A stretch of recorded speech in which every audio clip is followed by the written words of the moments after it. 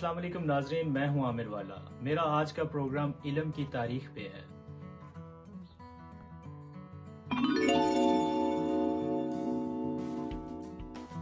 دنیا کی جتنی تاریخ ہے اس کو تبدیل کیا جاتا ہے۔ تاریخ کو تبدیل کرنے کے 2-3 اصول ہیں، جن میں سے ایک یہ بھی ہے ایک خاص قوم سر کبھی نہ اٹھا سکے۔ آج کل جس قوم کی تاریخ کو میں یا ہم سب تبدیل ہوتا دیکھتے ہیں، جس کی تاریخ کو کتابوں، لائبریریوں اور جریدوں سے مٹا دیا گیا ہے، وہ مسلمانوں کی تاریخ ہے۔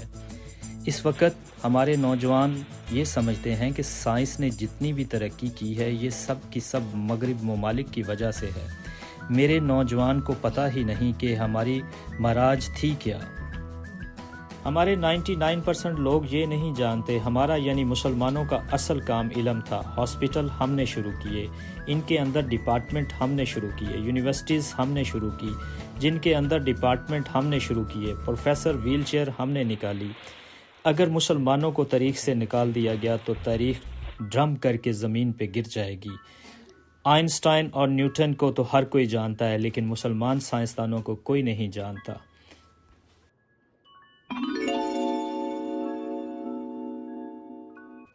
مسلمان چند ایک سائنسدانوں کے میں نام لیتا ہوں: ابن الہیثم، ابن سینا، محمد ابن موسیٰ، عمر خیام، ابن رشد، جابر ابن حیان، البرونی، الکندی، ابو الوفا، محمد زکریا۔ یہ چند ایک ہیں جن کے میں نے نام لیے۔ ان کے علاوہ بہت اور ہیں، اگر میں ان کے نام لوں گا تو یہ پروگرام بہت لمبا ہو جائے گا۔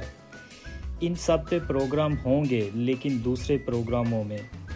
موسلی کا نام لینا میں بھول گیا، جنہوں نے سب سے پہلے موتیے کا علاج دریافت کیا تھا۔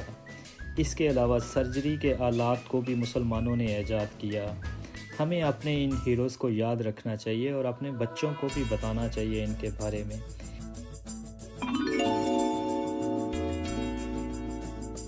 علم کو نور کہا گیا ہے، اور نور سے مسلمان کیسے دور رہ سکتا ہے؟ اگر یونیورسٹیز کی بات کی جائے تو بغداد کی یونیورسٹی اور اندلس کی یونیورسٹیز کو ہم کبھی بھول نہیں سکتے، اور اندلس میں قرطبہ یونیورسٹی کو تو ہم ذہن سے نکال ہی نہیں سکتے۔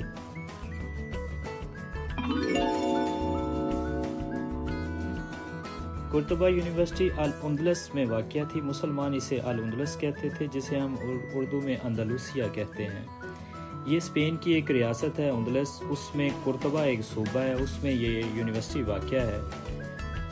اس یونیورسٹی کی خاص بات یہ تھی کہ لوگ یورپ سے اس یونیورسٹی میں علم حاصل کرنے کے لیے آتے تھے۔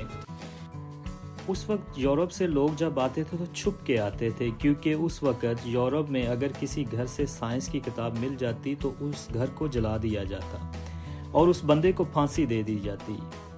اور آج کا قرطبہ یونیورسٹی کا میں حال بتاؤں تو آج صرف قرطبہ یونیورسٹی کا وہاں پہ صحن ملتا ہے یا مسجد ہے۔ پہلے مسجد قرطبہ یونیورسٹی کے اندر ہوتی تھی، اب صرف مسجد ہے اور قرطبہ یونیورسٹی ہے۔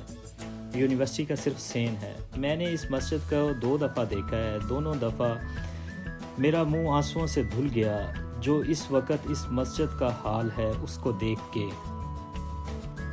قرطبہ یونیورسٹی کی بات کریں تو میں صدقے جاؤں اس بندے پہ جنہوں نے اس جگہ کا انتخاب کیا۔ انتخاب کا کچھ اس طرح میں آپ کو بتاتا ہوں۔ سرسبز جگہ ہے، اندر سے دریا گزرتا ہے۔ یونیورسٹی اور قرطبہ مسجد پہ پھر ایک پروگرام کریں گے انشاءاللہ۔ نمبر 5 پر میں نے ایک سائنسدان کا ذکر کیا تھا، وہ اسی یونیورسٹی کے تھے، جن کا نام ابو الولید محمد بن راشد تھا، جو 1128 کو قرطبہ میں پیدا ہوئے اور 1198 میں مروک میں انہوں نے وفات پائی۔ ان کا مجسمہ مسجد کے باہر ہے اور ان پر بھی ایک پروگرام ہوگا کسی اور دن انشاءاللہ۔ اس پروگرام میں نے ایک چھوٹا سا مسلمانوں کی تاریخ کا ذکر کیا ہے۔ آخر میں صرف ایک بات، ہم کو اپنی تاریخ کو خود بھی یاد رکھنا ہے اور اپنے بچوں کو بھی بتانا ہے، اپنے سائنسدانوں کو یاد رکھنا ہے اور اپنے بچوں کو بھی بتانا ہے۔ اور آخر میں آپ اپنا بھی خیال رکھیں اور اس چینل کا بھی پلیز۔ اللہ حافظ۔